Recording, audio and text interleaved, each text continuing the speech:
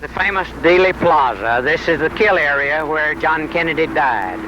The Oswald window is the window down one story down from the top, and the corner window. That's the famous Oswald window. John Kennedy, in my opinion, was hit as his car completed the turn from Houston on to Elm, and the fatal headshot was received by him as his car went past this lamppost. And in my opinion, that shot came from the gutter opening, which you can see right below the Fort Worth Turnpike sign. Other shots came from other positions, and we will now go behind the picket fence to point out where the other guns were located. Now, in this location here, one of the gunmen at President Kennedy's right front was behind this white concrete wall here, right behind where the young man is standing. The second gunman, according to eyewitnesses, was behind this picket fence here, about 20 feet from the corner. The trees in this area were much thinner at that time, as you can tell by looking at some of the early magazines that were published. This is a spot where eyewitness S.M. Holland said he saw footprints in this area, and he heard the noise come from this area. He saw smoke drift out from under these trees from this area, and 5 or 6 men came over here with him, and they found the footprints up on this 2x4 here and up on the bumper of the car.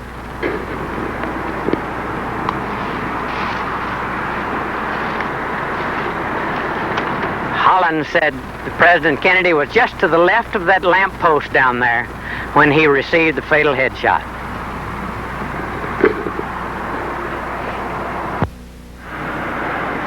This is a gouge in the sidewalk which was pointed out to the police on the afternoon of the 22nd of November, 63, and the police parked 2 squad cars up on the sidewalk to cover up the bullet mark.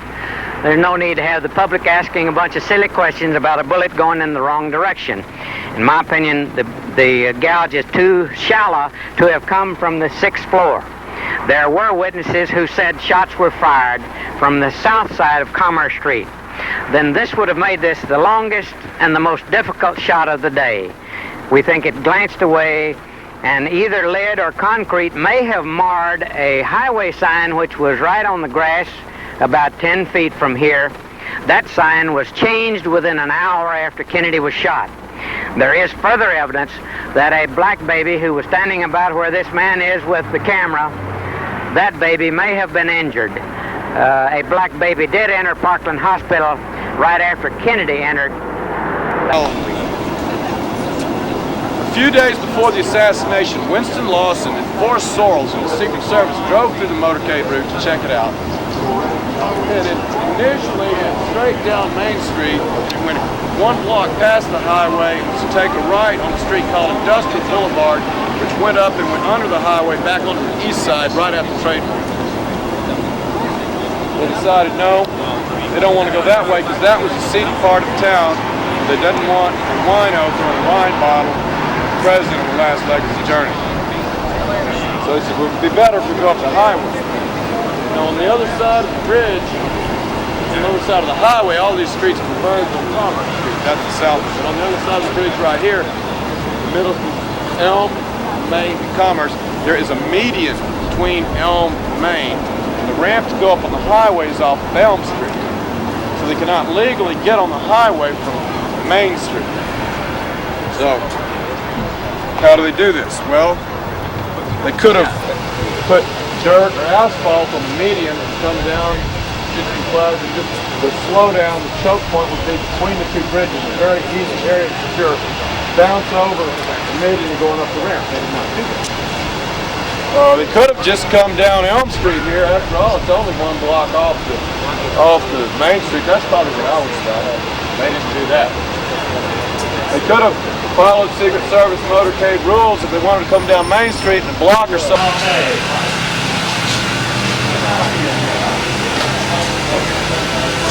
Yeah, we're going to go JFK free of charge.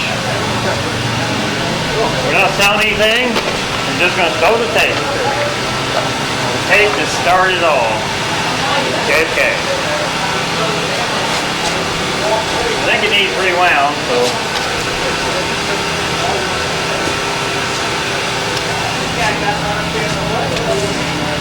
Hey, watch JFK, great chart. We're going to show us right now. We're going to show the movie that started public interest all over again. Uh-oh. Stop. Rewind. Okay. Yeah, you want to pay, right? Yes, sir. Just look. Okay.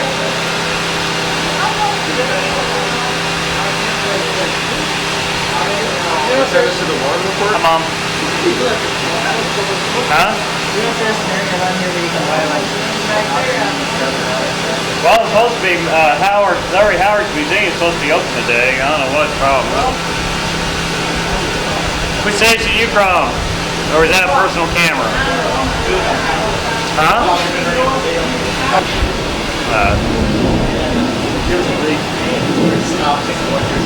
Well, we're trying to continue the story about the conspiracy. That's all. I mean, everybody's entitled to their opinion, and they want to believe us, they can. If they don't, well, that's fine too. Yeah, oh, we do it every day. Well, we're not selling one now, so come back to Monday and we'll tell you about it. Or come back, not Monday. We don't do that. Come back Tuesday.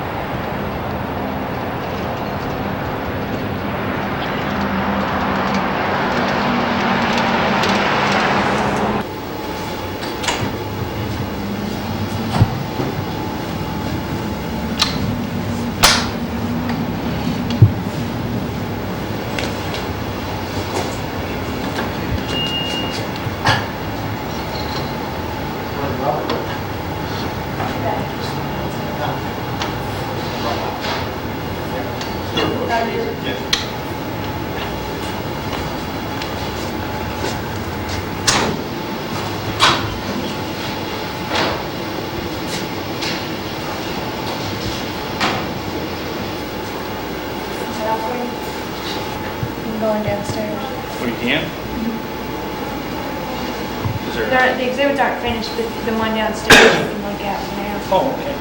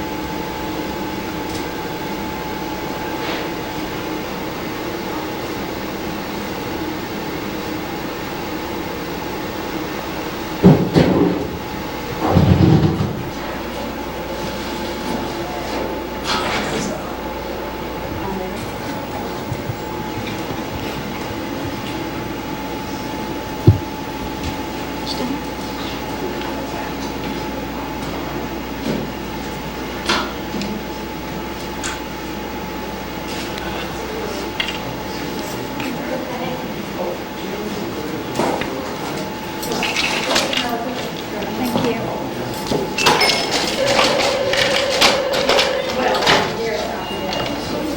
JFK.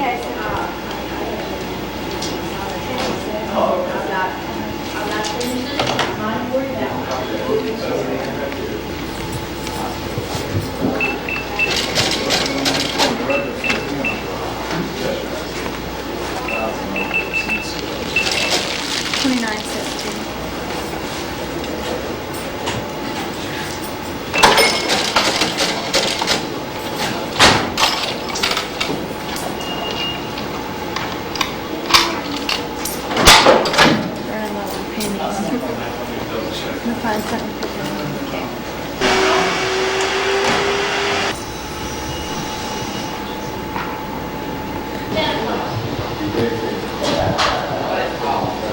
Okay.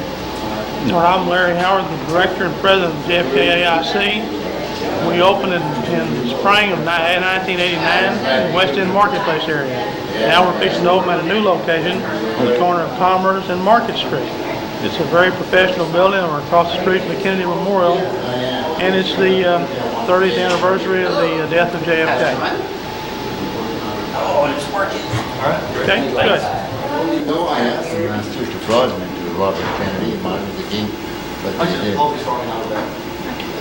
But it looks very nice. They're going to have to put a nice sign outside. Yeah, we will. I said everybody must know where the Cape Building is, and he didn't know. Anyway, it was not too bad a walk. And I We're met still some working on the exhibits. interesting followers. Is Larry here? I'll go get them for you, okay? Okay, in his office. And Robert's here too, huh? Yeah, he's here somewhere. I'll see All which one right. I can find for you. I can check it if I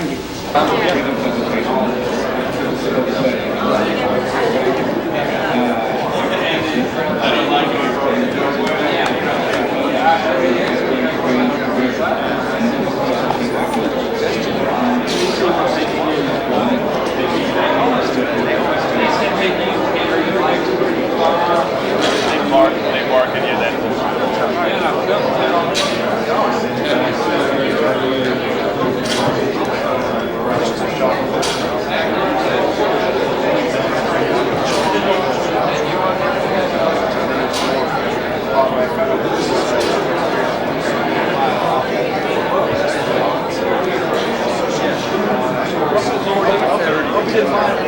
No, that's okay.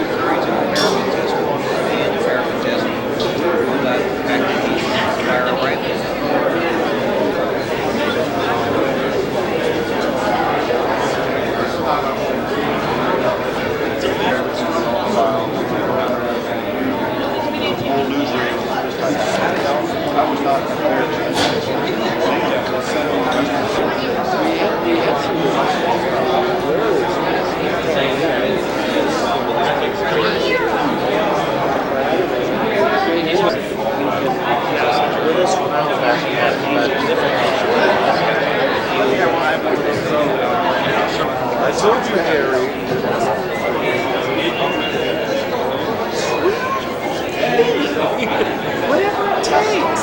Well, you can avoid it, so they're making a lot of money. I haven't really, it's 225 already.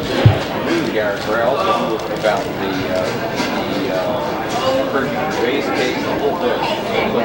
You probably know what I do. So I would just, sign it over here. Well, you're interested about the raised case.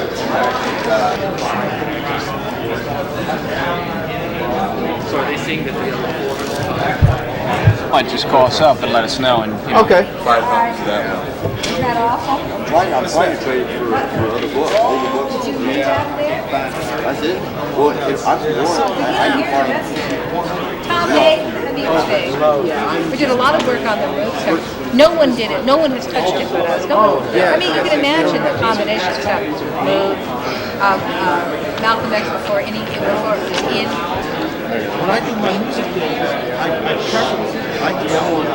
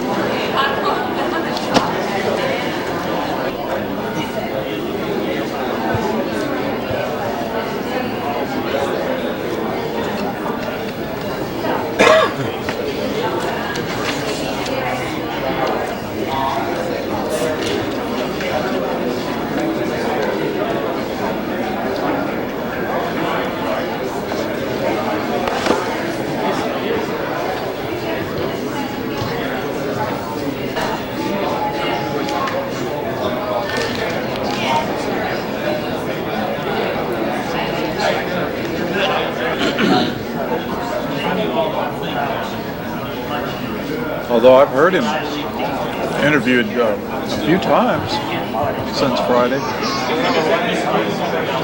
Okay.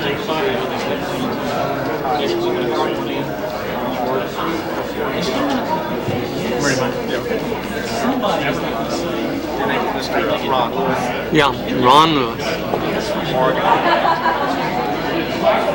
You have to talk from Roseburg, Oregon. From Roseburg, Oregon. Okay. Right.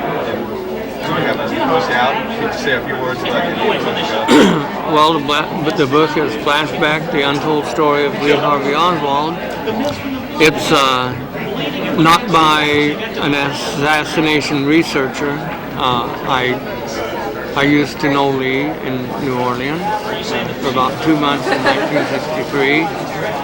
And in 1988, I started writing it, and it's been 5 years in the making. I had to publish it myself, and I didn't have the money, but I met Oliver Stone, and I got the money, so I published it. Do you believe Lee Oswald killed President Kennedy? No, I don't believe that. I believe Lee was involved, of course. I knew he was involved, but he's not.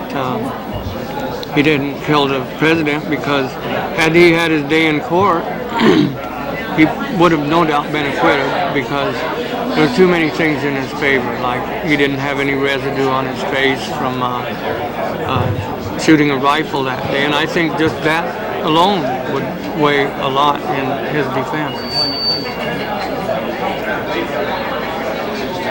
I've encouraged Ron to read Walt Brown's book. Is that right, Walt Brown? The People versus Lee Harvey Oswald. And I'm thinking that that's going to make Ron more certain, that Lee didn't do it in his belief, because it gives some of that factual forensic evidence or lack of evidence that but he goes through the whole thing, and he's here too. Oh, is he here? I think I didn't see him. you talked to him yesterday. Oh, did I really? Yeah, in the evening. Yeah. That was, I guess, when you met him. So you don't know him yet.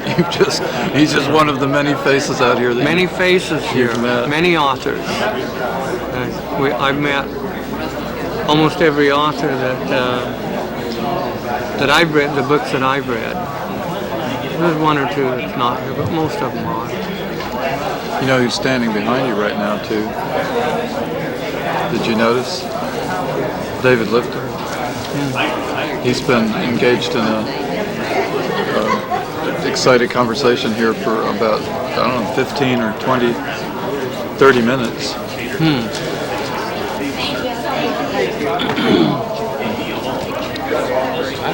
Big deal is getting him out. You know, he's not all limp and everything else. This is like, let's say it's as late as 5 or 6 o'clock. No, we're talking about in Dallas. In Dallas? 40 minutes. No, it's 2:15. Okay, when they first get him off. Yeah, we're talking about the question of getting him out of the original club and just into a body bag and off. During the oath taking. Yeah, either then or when they first get on the plane. The real moment, I think, of truth is when they first are on the plane. They turn the corner and they're alone, and the Kennedy group's down there, and that's when they go, okay, let's do it.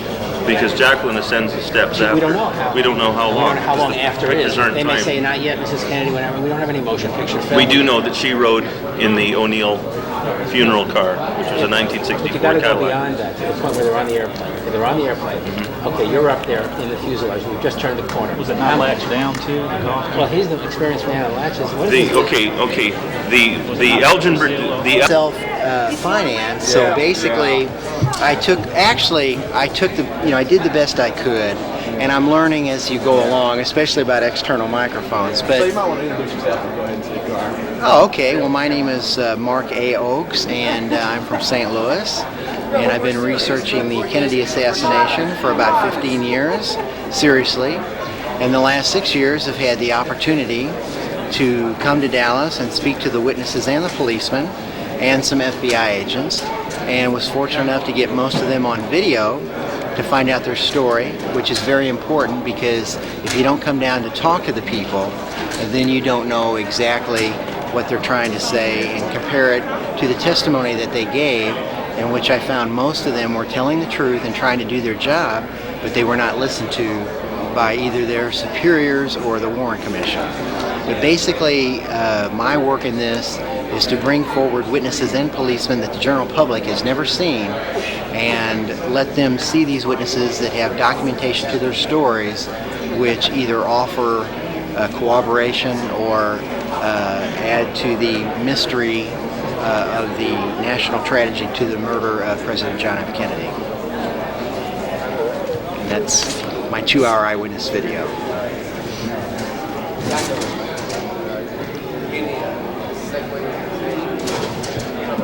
Which also has former Deputy Sheriff Al Maddox, who had the note that Jack Ruby had slipped to him shortly before he died, and the note read that my motive was to silence Oswald. And in that note, he put that on loan to the JFK Center in Dallas, and he showed the director in the video how Ruby had slipped the note to him shortly before he died. Ruby was very sick and was sweating, and when Mr. Maddox, former Deputy Sheriff Al Maddox, got the note, he held on to it for all these years, and it was last May he put that on loan to the JFK Center in Dallas. Thank you. It's the best. Natalie, they just want a few minutes. And I want to answer the question while we're able to find out. Hi, what would you like to know? Hi, David Lifton, Los Angeles, California. What question, Mike? Do you think we're ever going to get to the 30th anniversary of the assassination? Like we're going to find out the facts? Yeah, I think eventually we're going to find out the truth, but I don't know how long eventually is. Give it another decade. Because we're still working on it. Yeah, oh yeah. Okay, thank you very much. Thanks. Appreciate it. Are you rolling? It's Jack White, and I've been researching the Kennedy assassination for 30 years now. My main area of interest is all the photographs of the assassination. If you study them carefully, you find many of them have problems with them, such as being fabricated or tampered with, are used as evidence in various ways. Some particular ones that have problems are the famous backyard photos of Oswald. There are lots of problems with pictures of Oswald himself. I produced a videotape here that I call The Many Faces of Lee Harvey Oswald, because there are several photographs that can be proved to be composites, half of one person's face and half of another person's face. There are just all kinds of photo problems. Just a couple of weeks ago, we found an old photo of Oswald and Marina in Life magazine. Marina is allegedly holding their child, but it looks like a composite photo because the baby looks like a doll. It's very stiff. Oswald appears to have been pasted in the picture. I don't know what this means, but it's very strange that people would make up composite photographs like this. And of course, one of the chief areas that there are photographic problems is the autopsy photographs. There are several of the autopsy photographs that are obviously tampered with. Again, if somebody's tampering with autopsy photographs of the president, it looks like to me that means conspiracy. Is there anything else you'd like to know?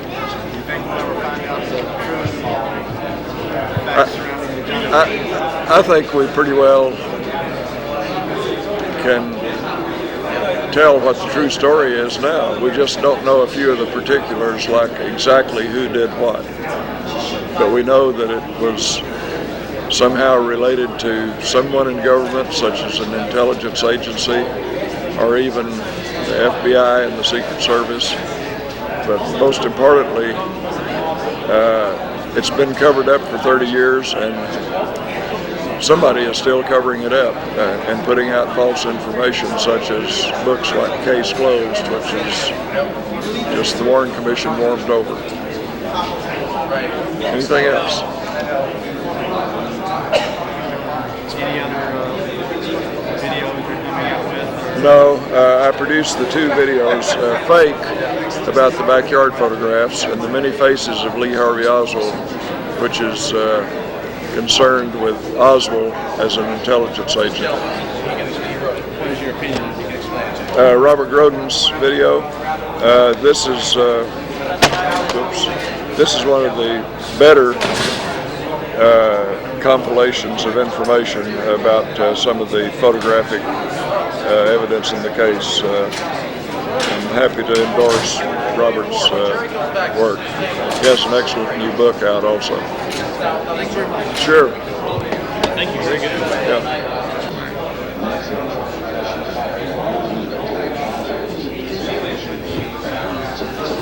All right. You're ready. Okay, hi. My name is Dennis Eafley, and I'm the Vice Chairman of Citizens for Truth about the Kennedy Assassination, or CTKA for short. And we were formed out of a political action call at the Midwestern Symposium in Chicago in April of 1993.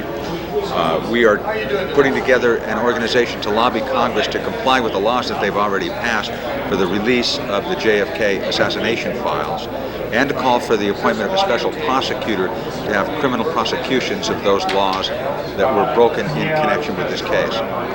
There's a twofold purpose for this. Number one, to break through the logjam that is in Washington, D.C., which is called the cover-up to the truth in this case. And then secondly, for a state of Texas prosecution of the original crime of the assassination of John Kennedy. To reach as many people as possible, we are forming an affiliate network throughout the United States. Through this affiliate network, people subscribe to our monthly newsletters called Probe, which here we have a few samples.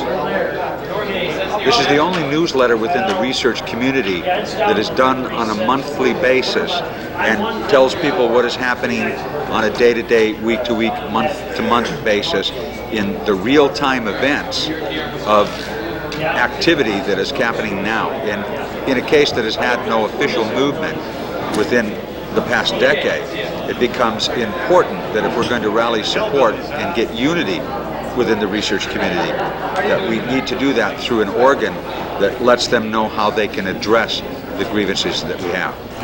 I'd also like to introduce to you now one of our executive board members, Mr. Chuck Marler from Los Angeles, California. How you doing? Last night we held our first public event, if you will, trying to take the assassination information from conferences such as this and homes out into the public. We had a candlelight vigil last night in Dealey Plaza in which we had approximately 300 people attend. We had Marina Oswald speak, who basically made a statement, I would not be here today making the speech if my husband killed President Kennedy.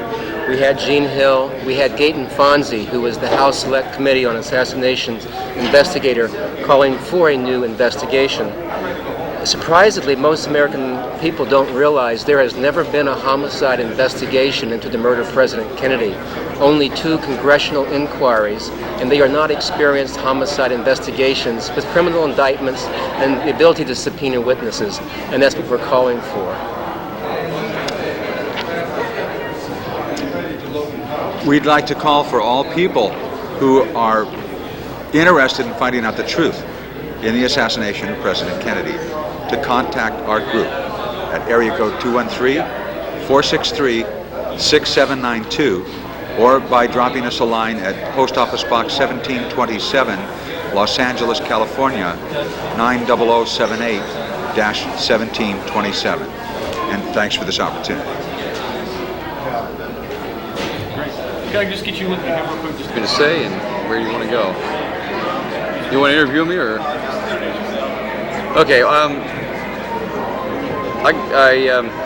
I have a radio. I do a radio show back in California, and I go in the name Will Robinson on the radio. And what we deal with is many of the subjects not only related to, but similar to the assassination of John F. Kennedy, Robert F. Kennedy, Martin Luther King, situations like the Iran-Contra scandal, October surprise, questions that interest the national security of this country, I should say, that affect the national security, or cover-ups that are instituted in the name of national security. In other words, what we're looking at is a breakdown of what we call our democracy, emphasis on the second syllable, which is mock, because we don't live in a democracy if we have to have something called national security keeping us from exercising our fundamental right to know.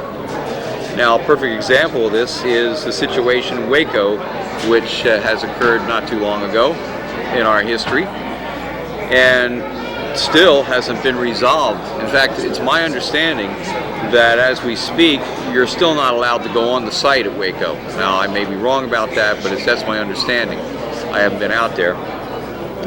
And what was done there was as many as 70 some odd people, if those numbers are accurate, were murdered. They were murdered by forces of the United States government. And it's like the old adage during Vietnam, which a general or an officer or military officer once used, that we destroyed the village to save the people. You know, well, quite frankly, we destroyed the people to save them. And to me, there has not been a rational explanation as to what happened at Waco. You have a situation that's being alluded to now, coming from numerous sources, one of which is the American Justice Federation. Apparently there's a videotape out about it. And also, there are other independent sources that have been putting out information that Waco, in fact, was nothing as it was perceived of in the press. You have a situation where a compound, as they refer to it, a compound, was held under siege. Nobody was allowed to go in and out, and quite frankly, communication was limited to the point that there was hardly any access to get open communication with that, except what they wanted to have filter out. They referring to the FBI and the ATF.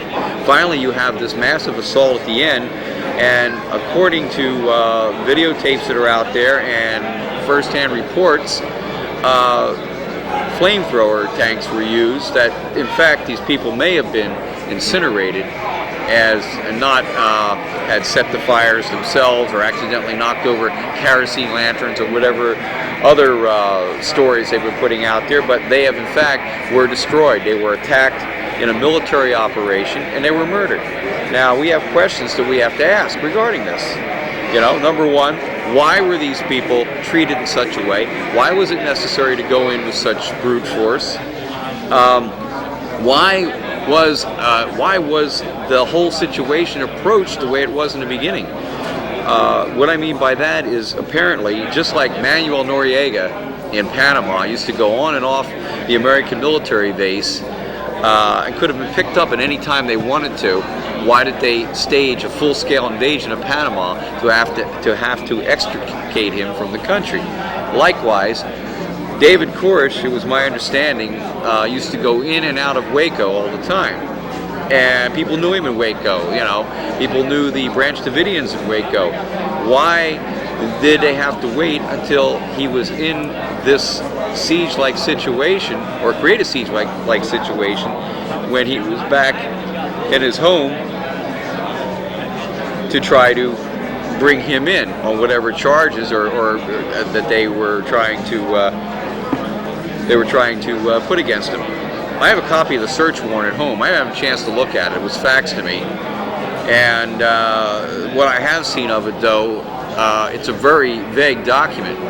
You don't really know what it was they were really after.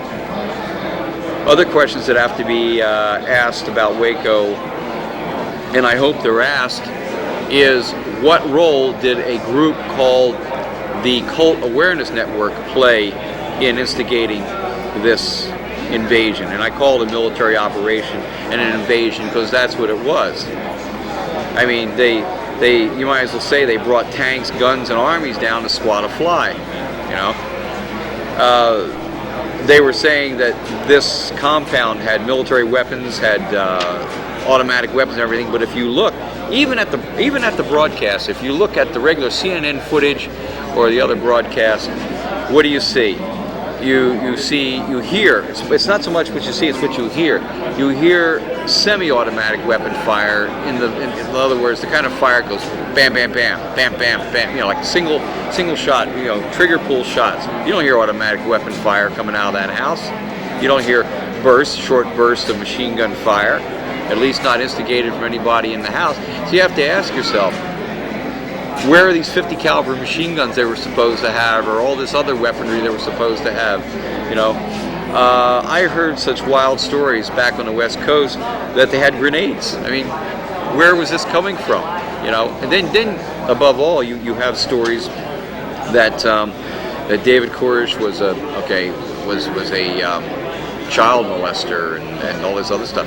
What proof do they have? You know, I don't know if it's true or not, but what proof do they have? From what I see, what they did was they vilified these people, vilified this person to justify carrying out an operation that wouldn't be questioned.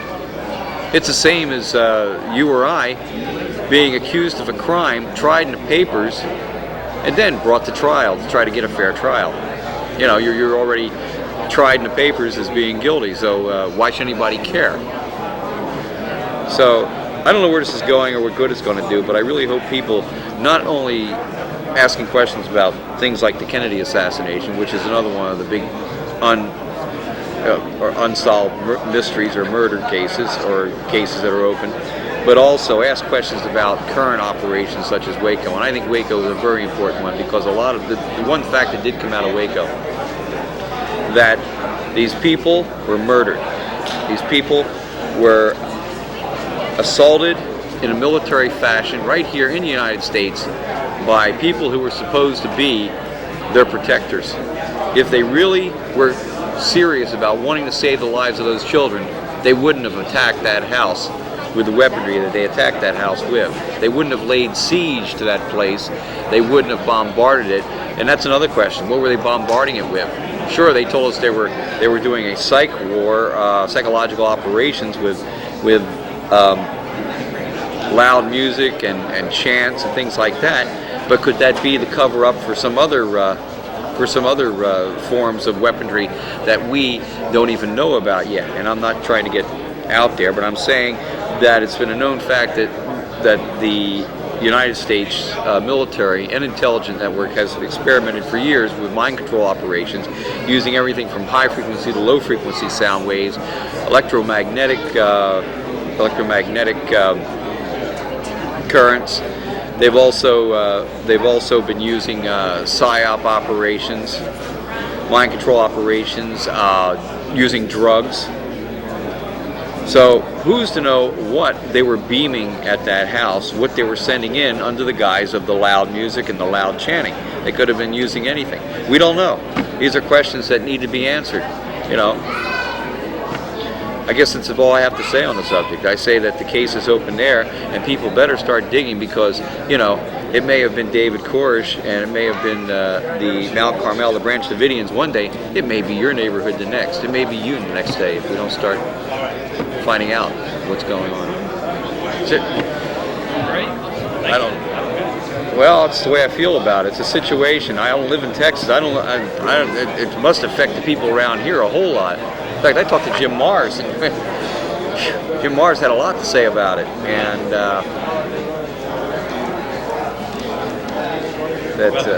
oh yeah, he's very incensed about it. There's a lot of people that are incensed about it. I noticed you were talking about whether it's open or not. I'm not sure what the status is, but I drove a couple people. I live in Waco too. I drove a couple people out Friday night. Yeah. And we went by, and the gate was open. And we turned around, we passed back by, and it said visitors are open. And I looked in there. It was about midnight. There was 2 cars back there with their headlights on. I didn't go back there and see if it was Davidians back there or just curious people, but they had a sign painted up that said, you know, visitors welcome, come in. So the road's not blocked anymore. Oh, okay. So I don't know what the current situation is. Now they have. What did you think about all this when it went down? I mean, really, what went through your mind? It was. It's just because it's just been so much to do. I just haven't had the time to stick money in the mail. You know. Are you guys handling that tape? It wasn't made to give you an actual factual account of what happened, but it was a counter myth to the myth, and definitely the Warren Commission is a myth. And what it did represent, though, is it represent a lot of the leads and the facts and things that have been uncovered by various researchers and writers through the years. So it gives you a pretty good idea of what probably happened. And I thought it was an excellent movie. Obviously it was an excellent movie because it got the kind of reaction it got from both the positive and the negative side. And I think it's great because JFK is bigger than just solving a murder mystery. It was a coup in this country. I mean, this government, if you look at the members of this government and who's been in what positions in this government since his death, you can't help but see we get the same old revolving door of people all the time. We get the same policies that are getting progressively worse. There's got to be a reason for that. And the reason is that we do not have a democracy. We don't have a democracy because we had a coup d'etat in 1963. We had, and to prevent that loss of that power, anybody else that got in the way were dispatched in the same fashion. Martin Luther King. Martin Luther King, everybody mistakes that his civil rights stance is what got him killed. That isn't what got him killed. So Martin Luther King got killed when he started talking out against Vietnam. Once again, we come back to Vietnam. Kennedy, Vietnam. Martin Luther King, Vietnam. Bobby Kennedy. Not only Vietnam, because he was talking about ending the war was wrong and he got into ended up, but he also wanted to look into his brother's murder. They weren't going to let him in. I thought I mean, I always thought about, knew there was potential for conspiracy. JFK opened up, of course, a lot of questions for me, just like he did a lot of other people. So, I mean, I thought it was an excellent interview. I thought it was very well. Oh, yeah. Whether it's supposed to be the exact truth, but I think it shows you that there's enough inaccuracy that in the whole thing that, What it showed you is a lot of questions have to be answered, and we can't accept the official version without these questions being answered, these areas looked into, and that's what it showed you.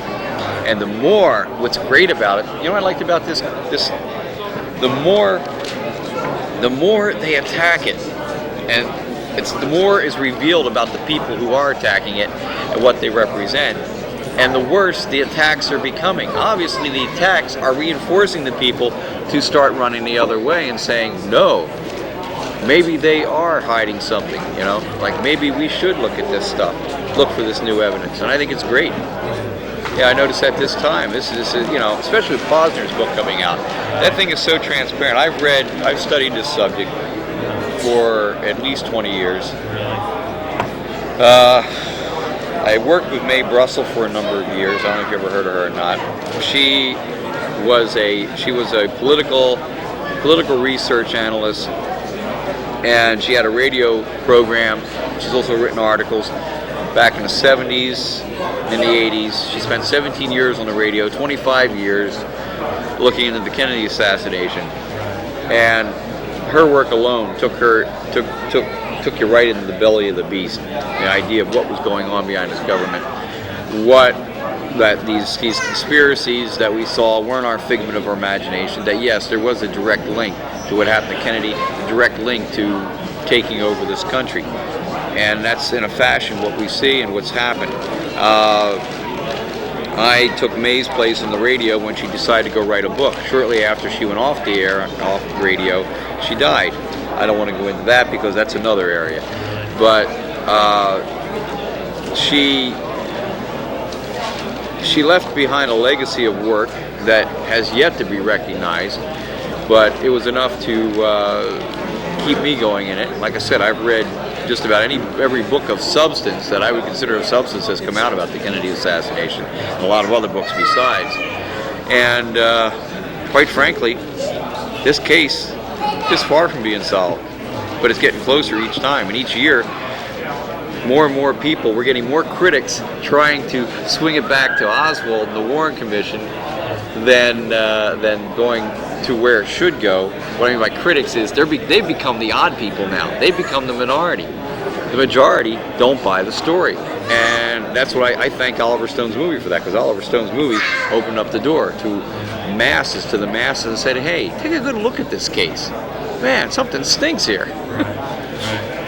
So, you know, so that's where it goes. It was an excellent movie, and that's why we're here, and that's why attendants are up at these things. And no matter how many of the people they put in around here to swirl around and still throw some more disinformation out there, red herrings, truth will out.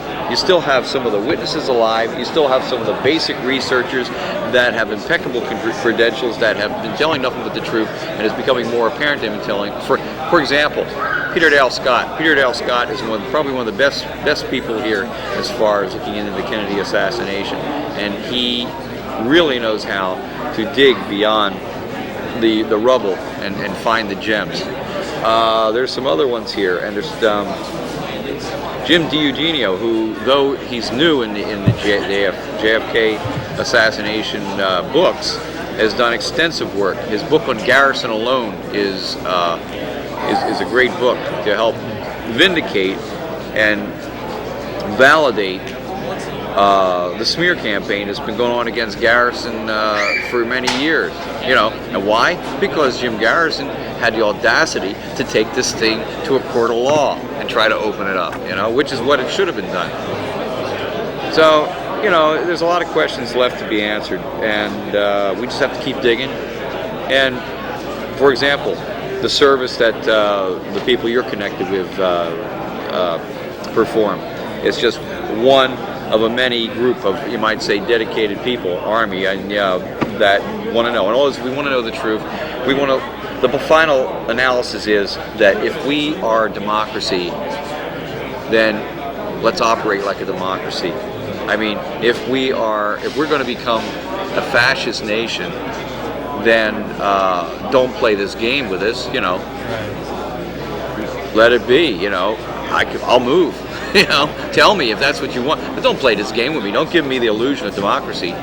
and then try to tell me, and then in reality have me living under a fact, because right now we're living under what can be termed nothing else but fascism. It's a form of fascism, and quite frankly, if people don't wake up, they're going to be in the same situation as people like the Davidians. Like I say, I don't know what Davidians are innocent or guilty of anything. That's irrelevant. The point is, they were put in a position they never should have been put into. Like I say, it was the Davidians, Koresh, and those people yesterday. It might be you or I tomorrow. Do you think they will, as far as the Kennedy thing goes, do you think they would wait until all the people involved with it are like dead or gone or so old that none of them can be implicated before? It may not wait that long. I think things are getting closer. I think there is enough people pushing now. Maybe I'm being a bit optimistic. I'm sure if they had their way, they'd never want you to know. Because it goes beyond people. See, that's the point. They try to keep bringing you back to the grassy knoll. They try to keep bringing you back to Oswald, bringing you back to Ruby, bringing you back to this person, that person. But it's beyond people. What we're talking about is there was a mindset. There was a group that had a mindset that made a decision that affected the destiny of this country, this destiny of this country's politics. And we've seen it since. I don't know how old you are, but I do know this. I've seen this country change in the last 30 years since then. I was in high school. I was in senior year of high school. Actually, it was junior year of high school when it happened. And from there, I just watched things get progressively worse. Wasn't aware of it until finally you started seeing things. I think, what woke me up? The SLA shootout in Los Angeles when they, similar to Waco in a matter of speaking. Okay, it was the Patty Hearst kidnapping. Now, there was always something suspicious about that whole kidnapping. Well, Mae Brussel, the researcher I was talking about, wrote an excellent article that was written in a Realist magazine back in the 70s entitled "The SLA is the CIA," or why Patty Hearst was kidnapped. Excuse me. Why Martha Mitchell was kidnapped was another article she wrote. I can give you an interesting story behind that. John Lennon. Let me jump that out. This is good. Show you how accurate Mae's work was. She wrote the first and most definitive article yet on Watergate, entitled "Why Martha Mitchell Was Kidnapped." She had trouble getting it published. She went to Paul Krasner of the Realist, and they had to come up with, I think it was $5,000 to get it published. She at this time, John Lennon was being persecuted. They were trying to deport John Lennon out of this country. He wanted to become an American citizen, and it was because of his politics. John Lennon's politics were very much was not in line with the Nixon administration, and they wanted to get rid of Lennon. Right about the same time, Watergate's breaking out. So John Lennon, who's seeing the same operations happening to him that he reads about in Mae Brussel stuff, and they finally meet through Paul Krasner, John Lennon says, "Yeah." He says, "I'd like to do something to help you." He put the money up to finance the article.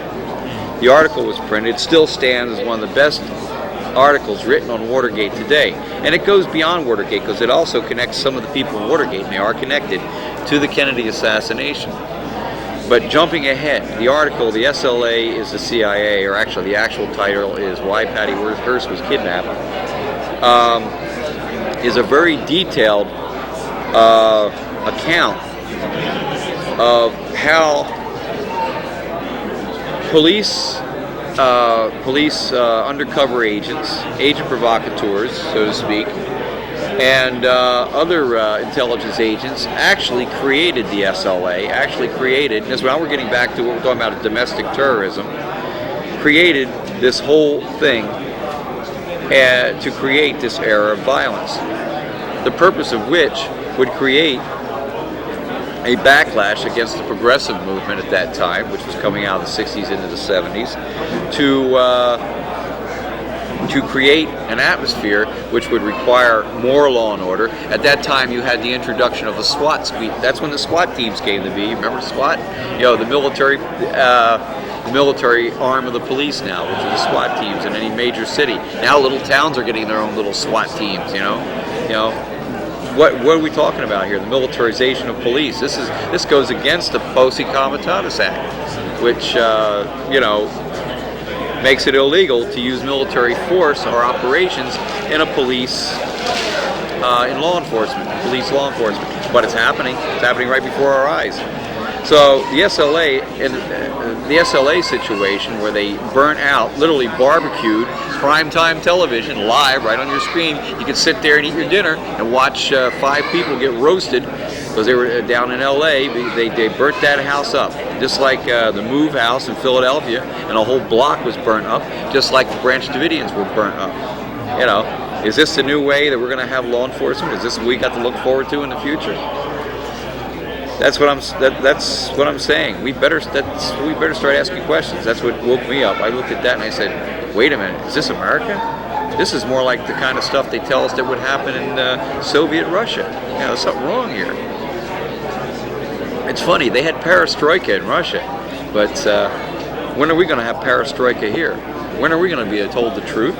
When are we going to be let in on what's going on with our government? When are we going to allow to participate in our government instead of being given phony candidates like Bill Clinton, phony candidates like George Bush, and even phony candidates like Ross Perot? We had no choice in this last election. I'll say one thing for Ross Perot, though. At least Ross Perot is pushing some of the right buttons. His track record and history is another story, but he proved one thing, if nothing else, and this is something that people should learn from, that if you get something going, you can create enough enthusiasm to make it go in a independent direction. I'm just saying that I think Ross Perot is a flawed candidate. This is not what Ross Perot down either. I'm just pointing out that we really had no choice in the last election. The Republican, Democrat, what was the difference? Clinton's the kinder, gentler Bush. What can I say? He's proving to be, be the direct opposite of what he ran on, which means he probably never intended to do half the things he said he would. If he's really such the Kennedy file that he claims to be, such the great admirer of John F. Kennedy, well then he'll give an order to open up all the files. He'll give an order to open up all the files, not just the CIA, but the FBI files, the military intelligence files, every last file connected with this case, and lay it open and lay it on the table. He would demand an independent investigation and have panels made up of some of the people that have even come here, such as some of your more, I'd say, scholarly researchers in the area. Some that have already looked into the case in the past, like Gate and Fonzie, people like Peter Dale Scott, people like Jim Mars. These are the people that should be allowed to look into this case and pursue further into the documentation. People like Colonel L. Fletcher Prouty. We should have it from all sides of the spectrum to have a good look at this stuff, open it up, analyze it, and then give it to us, And then from there, we, the people, should be deciding what kind of justice should be done, what needs to be changed.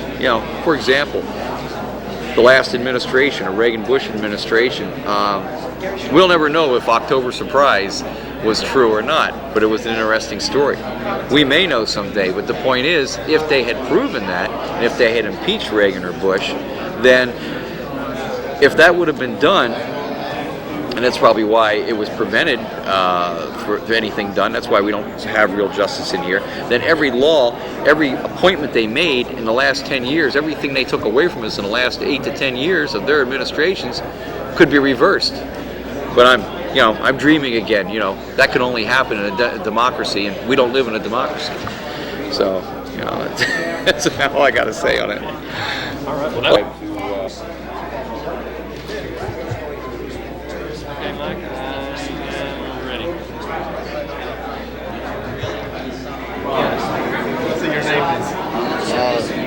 Martin Shackelford. I've been coming to the ASK conferences for about 3 years. I've been studying the assassination for about 20 years, focusing mainly on the photographic evidence. I come down here to network with other researchers, find out new information, and check out what's available in terms of new books, videotapes, audio tapes, whatever's coming out. Just trying to keep up with things.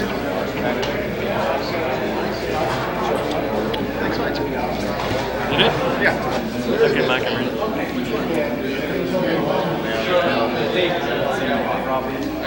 I'm Robert Johnson, Director of Archives and Research at the JFK Assassination Information Center in Dallas, Texas.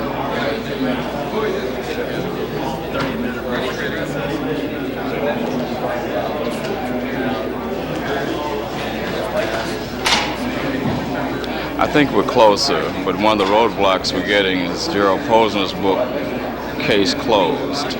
The major media seems to develop that as the Bible of the assassination. So it's holding back true researchers who are trying to find out exactly what happened.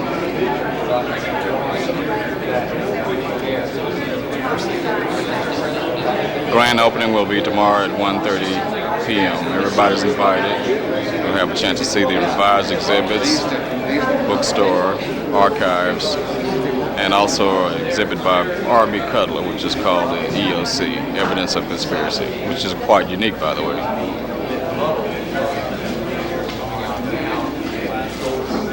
I don't know if he's coming or not. I've heard rumors that he might come, and I've heard other people say he's definitely not. But either way, they'll have some people over there. And I think Dealey Plaza should be preserved. I mean, this is where one of the most important things in history happened, you know, death of a president at a young age. And I think we should preserve that for posterity, for people over the years who want to come back and look at their research, look at the angles, try to figure out if Oswald fired all shots or if there was a shot from the grassy knoll, just to get a general idea of what happened on that date. And I think it would be a shame if you wanted to just bury all this by redesigning it or you know, tearing down the buildings, etc. So I think we should preserve Dealey Plaza for posterity. So I'm all for the national park designation of Dealey Plaza. Of course, that's at 11:30 a.m. tomorrow, Mike, if you can make it. Our dedication will follow that afternoon about 1:30, and we want to have it on the 22nd, which is the 30th anniversary, as you know. And of course, 12:30 tomorrow, Penn Jones leads a silent prayer, which has been trademarked for over almost 30 years. So there are a lot of things happening tomorrow, and it'd be good if we have good attendance and everybody's on their P's and Q's. As I mentioned before, you're welcome. Pardon? Good. Okay. All right.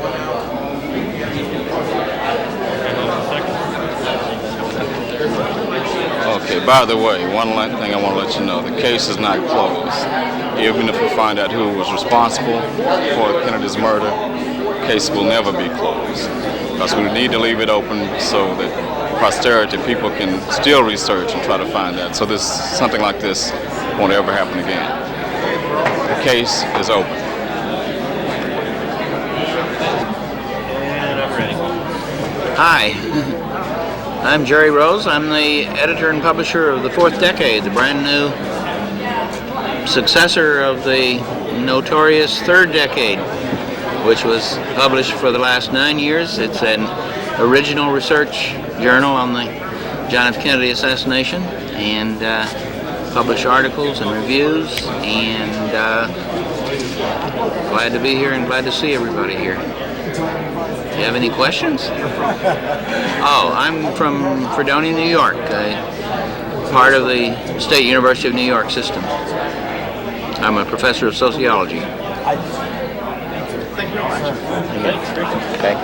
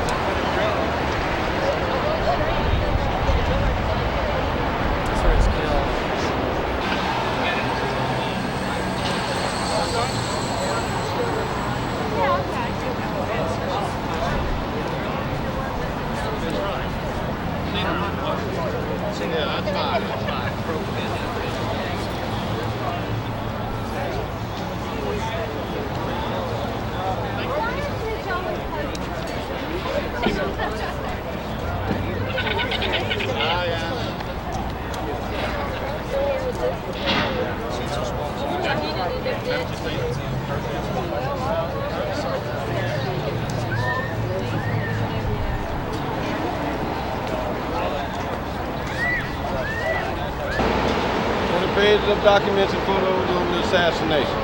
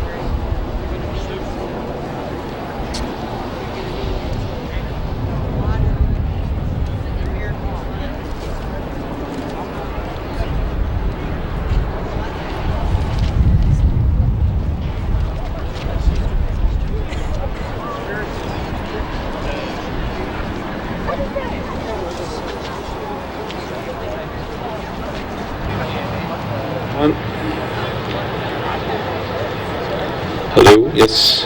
One last time, in about 5 minutes from the JFK Memorial, there's going to be a solemn march following the last 4 blocks of the fatal motorcade 30 years ago. If you want to go to the starting point, the JFK Memorial is just through between these 2 buildings here on Main Street, 2 streets up. You'll see it on the right. Starting in 5 minutes.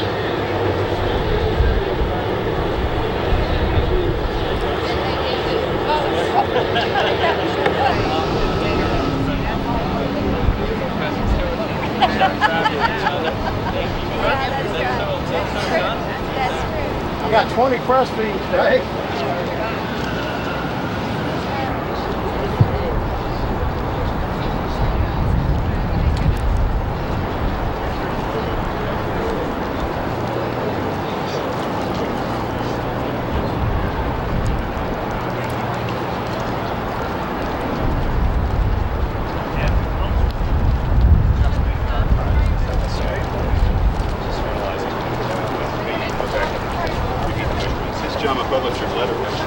I'll publish my letter. I'm sure everybody's looking at it. It's very sad.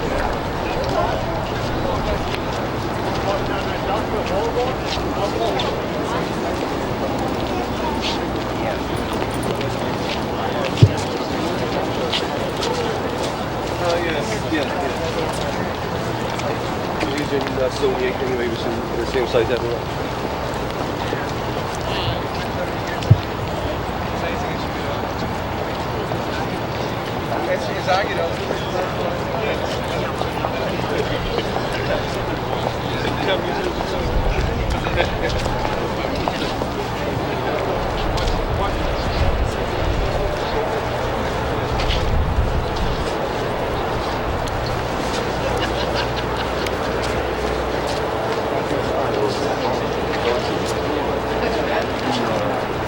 Welcome all to Daily Plaza.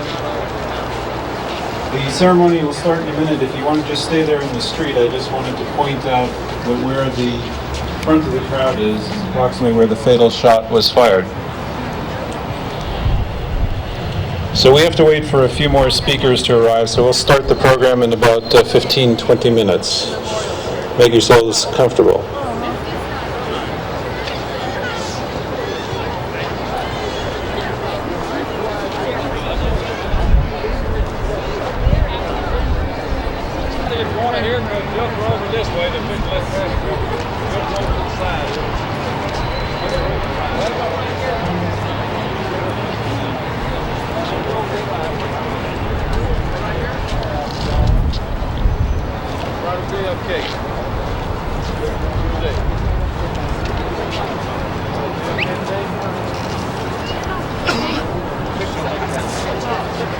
This is where the sign was.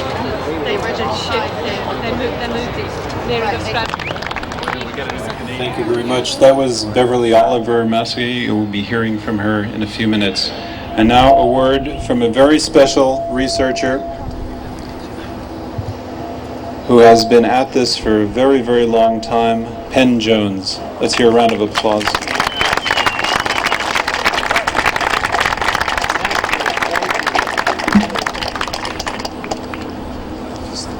I'm an old man now, but years ago I wrote 4 books on the assassination of John Kennedy.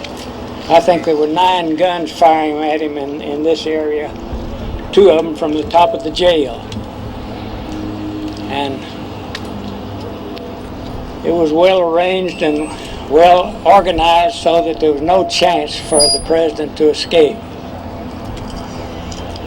I hope someday we will overcome this, but it'll be a long time from now before we will overcome it. The president was killed within 30 yards of the police station and 100 yards from the jail, and yet nobody saw him when he was crawling into the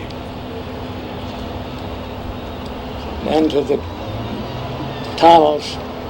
I think he crawled in from down below the railroad track and crawled all up the way, up to where his shooting position was.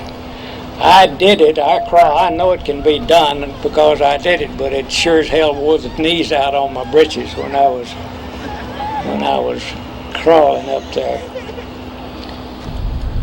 I'm grateful to all of you for appearing here today. And I'm grateful to the people who urged me to say a few words. And I think that's all I can say. Thank you very much.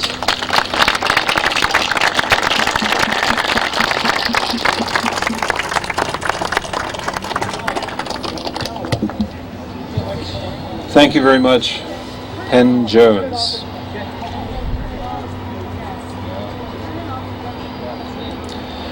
Something happened here 30 years ago. 30 years ago and just a few hours.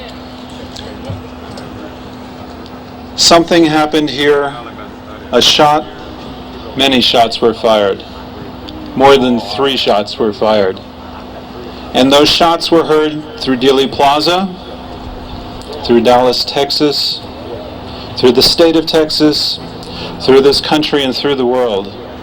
I'm sure each of you who are old enough to know about the event when it happened know exactly where you were.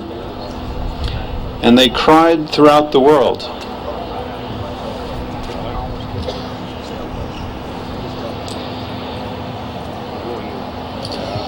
There's something special about the death that occurred here of one man, John Fitzgerald Kennedy, and then shortly after, another man, Lee Harvey Oswald. But what happened here was not about truth, it was about lies. It was not about justice, and it was not about democracy. When those shots rang out, many of us didn't realize at that moment. But I think if you search your mind, that coincident with the Kennedy assassination, there was a beginning of a change of mood in this country, a beginning of a change of faith that this country, despite problems, could solve them. A loss of faith in the government and in authority, a questioning of legitimacy of authority. I studied the JFK assassination personally because I feel that it is a fulcrum that can awaken the American mind to a lot of other things that have happened since then. 11/22/63, 30 years ago, I believe, was a coup d'etat. It was followed by other political assassinations, most famous Robert Kennedy and Martin Luther King.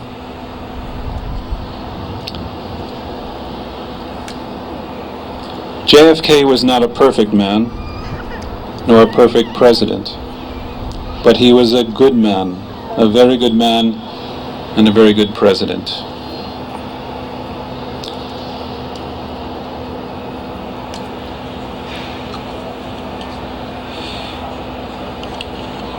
If there's any one speech of JFK that embodied the ideals that his killers disliked, it was his American University speech. It was about a year, almost exactly, before the assassination. He spoke of détente with the Russians in his famous statement that the Russians breathe the same air and love their children too. He spoke of moving toward peace and having the privileged help the underprivileged. He was starting to move towards social justice and racial justice. He was for building a single planet of cooperation and mutual empathy. He had angered many powerful forces in America, among them rich oil men in the Texas area, organized crime, which his brother and he were starting to do something about, the CIA and the intelligence community over the Bay of Pigs and other matters, and the beginnings of a civil rights movement supported by the president, which was angering many racists. The ultra-right were angered by many of his policies. The military-industrial complex, the national security state, whatever you want to call it, the militarists did not like his policy, which was preparing to withdraw troops from Vietnam well before we were heavily engaged there.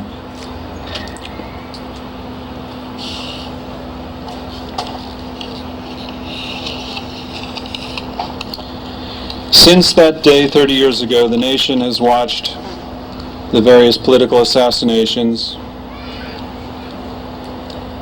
has watched the violence that has grown up in America. There have been many interventions in non-belligerent nations, whether they be the Gulf War, various covert operations, dirty tricks, governmental overthrows, political assassinations. It has become a time where the ends justify the means, and the means are often covert, violent, cynical, amoral, corrupt, and serving only a small power elite. TV and the media have amplified this glorification of violence. I think that the killers of JFK did not do this in private, did not make it look like an accident. They did it in a public place to show the American people in the world how cynical they were about their control.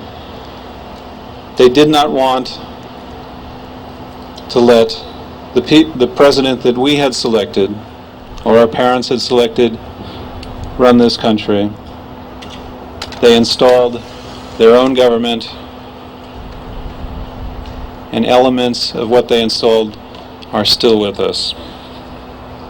For for CBS to put a program on which absolutely crucifies and fries the three most outspoken witnesses to the assassination, Jean Hill, Beverly Oliver, and excuse me, Ed Hoffman.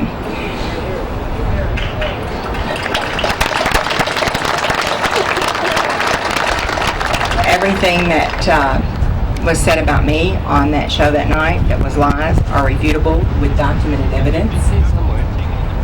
Jean Hill's white dog was found in video footage from Love Field. Ed Hoffman's big tall trees that weren't there in 1963, well, we have pictures of it back then and they weren't there. So I think that we need to band together and put a stop to it, because you don't have to agree with me.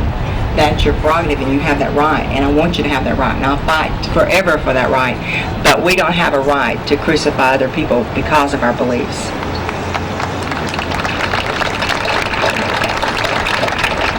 And so I challenge you today, as we look back with sadness, as we remember the tragic loss of our beloved president, November the 22nd, 1960. The next speaker will be another eyewitness. Malcolm Summers, are you here, Malcolm? You get a picture of This guy here played the part in there. Did you know him? Malcolm Summers. Yeah, he was Malcolm. That's right, Malcolm Summers. He said the guy, producer selected him out of the line to play that part. Yeah, he said he was in line. I got there like 4 hours late, and I was in line about 15 minutes, and Stone came out of the door down at the convention center. He stopped and picked a lady out of line that looked like Jacqueline, except she was blonde. She had a little pillbox hat and a little veil. Yeah, I heard that. And so, you know, he's coming down the line, and the line is like 5 or 6 people wide, like a mile long. And I got bad back, so I just told myself, Moody, you're not going to get a part in this movie. 4 hours late getting here. But then I saw Stone, and so I didn't say anything to the people in line, and I just, walked through the line, and I had on a trench coat, and why I did this, I don't know, and this is not me, but as Oliver Stone was walking by, I just stepped out away from the line like this and pulled my jacket back, and he stops and he goes, and just as he's about to point at me, this little bitty lady that ended up being one of his assistant producers, launched from about 8 feet away and landed flat-footed in front of me going, yeah, him, he's the one, he looks just like him. I don't know what the hell he's talking about at the time, but it's a little ball on our nose. And remember, when he got out of the military, he was 39 years old, weighed about 155 pounds. When I played him in the movie, I was 39 years old, weighed 155 pounds. Yeah. They had my hair done up like his. I looked just like that picture. Got out of service looking in the mirror. I should have brought you up there and told them that hell every guy played the part in that damn movie. Well, one of these days, the shirt you're wearing today that I didn't get to wear in the movie? Yeah. His wife saved the shirt. Oh, check crazy. Hey, I don't know. I didn't know it till funny part about it, he thought I was dead. They told him I was dead. So he called and he talked to my wife about 5 minutes. And she said, well, if you want to talk to him, I'll let you talk to him. She said he liked to drop you. Oh, I got that story published too. Did you? I got it in the car, Expose magazine. Yeah. It's about 6 weeks ago. Is that right? Yeah, you don't know this, I don't think. Did you hear about me directing the movie? No. They were shooting the scene around the Jean Hill character. Yeah. Now, the whole first 2 days they were shooting the scene, they had Jean Hill coming up to the end of the street. You're over there by those 2 cameramen. Yeah. And one of the things that I was doing, I did it the first day, so I just repeated it every time after that. I would walk down to the street and stand in the street, and as the motorcade came around, well, I'd back up, because those motorcycle guys are going by. And so when I did this exactly the same way. When the fatal shot was fired, how you hit the ground and rolled over, and then turned around and watched the motorcade, and then you ran the last 3, there was that bus, that police car, and the motorcycle. And you ran between the police car and the motorcycle. Okay? I didn't know this at the time. I was doing the research at the Assassination Center. But every time I walked down to the street, that lady that they had playing the Jean Hill character, that blonde-haired bitch of a woman, she would get down there and race me across the street. And I'm thinking, now wait a minute. You know me, he fell and hit the ground so many times. He said, man, I feel like a yo-yo coming up and down. Retake. And those production assistants, I'm wearing all black because that's what he was wearing that day. And the ground was muddy. And so every time we'd run the scene, and I'd dive and roll, well, my rear end and my knees and my hands would would get that kind of clay stuff on it. Well, then it would air dry, and I'd have these white patches. And so this happened like, we must have shot that scene 115 times. Production assistants would come on a cut, and they would come up with these diaper wipes, and they would wipe the dirt off of my butt and off of my knees.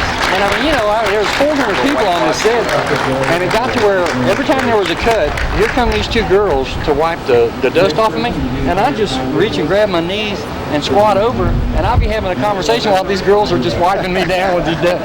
It was the wildest time I ever had. But now they asked me to come down. When I found that picture, I pissed off where Robert Roden got to look at the book. He was the historian for the movie. What, are you doing this for? No, we're doing a little documentary. My name is. Would you like to see a headline? Here's a headline that you probably never saw before and never will again. Newspaper from Las Vegas. Obviously, all the news would have to refer to the day before. Okay, which of course is November 22nd. And my feeling is that there's more to it. Evidence is that this is the only newspaper which probably declared its innocence. And I've gone through a heck of a lot of papers in my time in evidence, and I've interviewed witnesses. Not that we discussed this paper, but here's a paper that at least states the case fairly. Also, it says suspected assassin. What newspaper would have done as much 2 days later? Even the New York Times, for example, on its famous headline said, presidential assassin accused by Dallas citizens. Do you recall that? And then they had to retract it in a very small section of the newspaper by the editor, who happened to be Powledge, the New York Times editor, retracting that story. I know that because I wrote a review of it. I got boxes. I got stacks of boxes. So that, I don't know, photos, documents, movies, everything. Oh, okay. Mechanical detail. I've had Penn Jones, I've had Ray Marcus, David Lifton. I had all the early researchers who appeared at my class back in the mid-'60s, toward the late '60s. Before, you asked some questions before we got There's been some important information that turned up here, which I have to check out, but there are two witnesses who've never been identified, if you can believe their stories, and they surfaced here. They said they didn't want their names known, and we identified them through pictures in the book. One of the persons, this is in,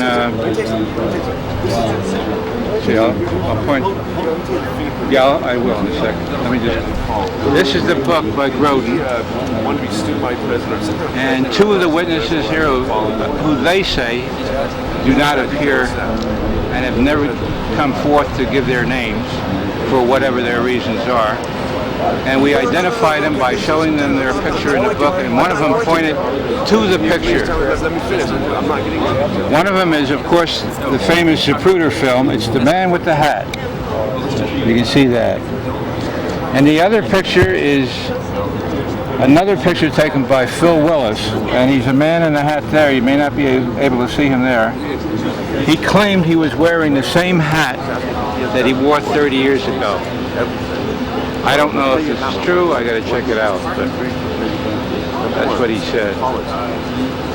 That's something that we'll have to definitely look into. I'm getting more optimistic as the years go by. I was very pessimistic. If you had seen me like 10 years ago, I would have probably said probably very unlikely. But my feeling is that with the files being released, as slowly as they are, with all this current uprest and feeling about what's going on with the books and people saying the case is closed when they know very well the case is not closed in the minds of the American public. The case is never closed as far as the American public is concerned, even when they don't read the books. Certainly if you took a poll here of all the people here, in my view, I think that the overwhelming majority would be that this case is in no way closed. So that's where I think. So I'm optimistic that I believe it's Dr. Cyril Weck who's going to be speaking here, that he will see the answer to this whole case in his lifetime. And he's pretty well along in his years. And I happen to have a feeling that something will happen where we will get the information that we need. Now also, Think carefully. In that one. Anywhere is fine. Trey, T-R-E-Y. T-R-E-Y? T-R-E-Y. I don't want to get it on here.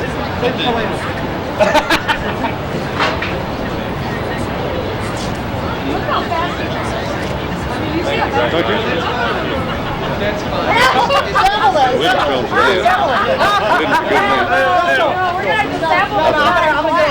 Somebody here now. Let's go. I like that. Let's go. Well, we got the real thing right here. We'll, I did a deal last night and they were talking about the guy they delivered. He was talking about I'm the only one who hadn't changed the story. Yeah. No, Jackie was trying to. no takers, huh? That's a very obscure theory. You know, ever since I was a kid and I saw that, I thought that's what she was reaching for. And then everybody says she was reaching for this this guy, but I always thought I think there's a root of that was changed about a gazillion times. It may well have 3 copies of I'm sorry, hey, my dog was grabbing us. There's 3 copies, and it's. I think there's areas that there's areas that I bring into question. Well, there are. Get it off now. Try to get Bevel out.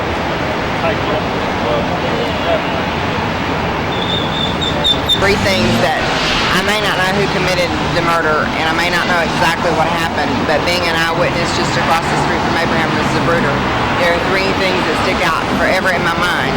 One of them is Jack Ruby did know Lee Harvey Oswald because he introduced me as his friend Lee Oswald was a CIA agent prior to the assassination.